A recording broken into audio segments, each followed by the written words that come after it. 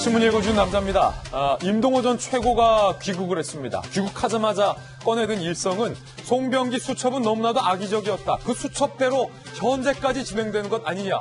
임동호 죽이기가 정말 사실이었다면 이건 선거 개입이다. 이렇게 이야기를 했습니다. 물론 아직까지도 청와대 친구들에게 사적으로 그 자리는 제한받은 것에 불과하다라고 선을 그었긴 하지만 뭔가 임동호 전 최고가 비장한 맛도 느껴졌습니다. 잠시 후에 이른바 청와대의 선거 개입 의혹과 관련해서 귀국한 임동호 전 최고의 발언들 분석해 보겠습니다.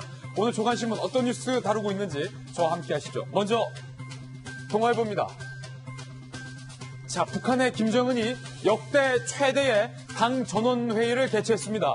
그런데 이른바 지방 관료들까지 싹 다 끌어모았습니다. 900여 명 되는 대규모 인원이 김정은의 집무실 청사에 다 모였습니다. 여기에서 김정은의 새로운 길 최종 결정이라는 얘기도 암시가 됐습니다. 두 가지 표현인데 국방 건설, 전략적 지휘라는 표현이 나왔습니다.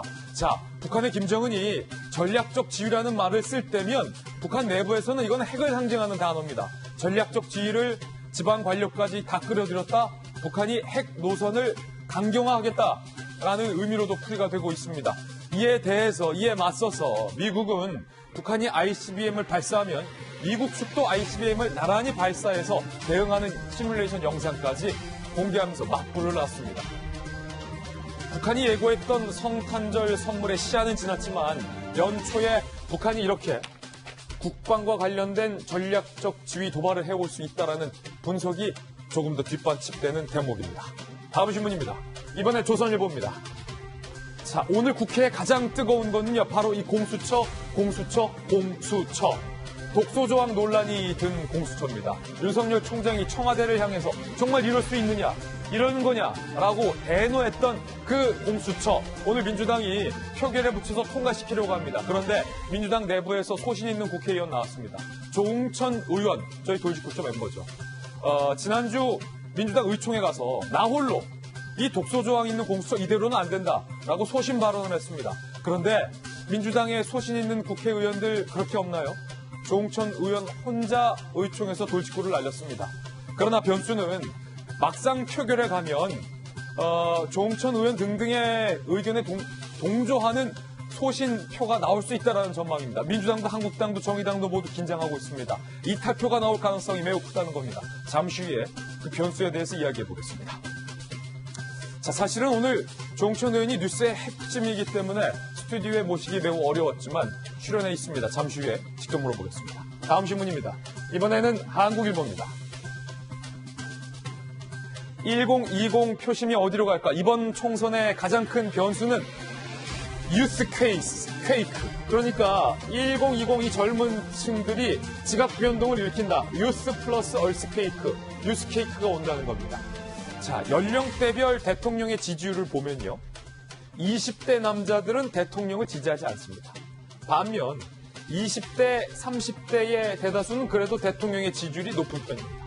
반면 50대, 60대, 70대는 대통령에 대해서 부정적으로 생각하는 게 압도적입니다. 자, 18세 이상부터 유입되는 이번 표가 대통령에게도 여당에게도 결코 현재는 유리하지 않은 상황이라는 얘기입니다. 그렇기 때문에 민주당과 한국당 모두 20대 남자를 잡아라. 이번 선거 전략의 미션입니다. 이 남자, 20대 남자를 잡을 방법. 과연 양당은 어떤 묘수를 꺼내들었을까요? 잠시 후에 이 부분도 살펴보겠습니다. 다음 신문입니다. 이번에 서울신문입니다. 자, 여러분의 일상생활에 좀 도움이 될 것 같아서 선택을 해봤습니다. 35만 명이 유럽을 왕복할 수 있는 마일리지가 대한항공 아시아나 통틀어서 1월 1일에 소멸이 된다고 합니다. 항공사만 4,936억 원의 이득을 보는 셈입니다. 자, 이 뉴스 보고 계신 여러분들 모바일로 빨리 조회해 보시기 바랍니다. 대한항공 아시아나항공에 나에게 남아있는 마일리지 혹시 1월 1일에 소멸 대상은 아닌지 확인해 보시기 바랍니다. 저도 제주도 갔다 올 수 있는 마일리지 있는데 방송 끝나고 좀 확인해 봐야 할 것 같습니다. 문제는 항공사가 고객들의 마일리지는 고객에게 빚을 진 건데 이걸 자기들이 슬며시 소멸해버리거나 쓸 수 없게 하는 꼼수를 부리고 있다는 겁니다.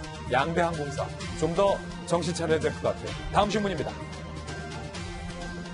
자, 이번에는 경향신문입니다.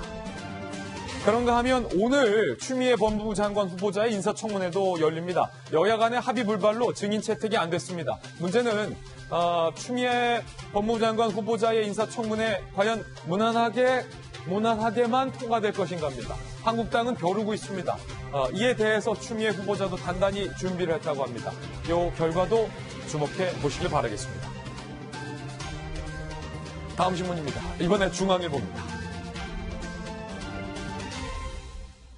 이낙연 총리가 아직도 이 총리의 뒷자락에서 벗어나지 못하는 것 아십니까? 변수가 있습니다. 종로 출마 발목 잡힐 가능성이 있습니다. 지역구에 못 나올 수도 있다는 거예요.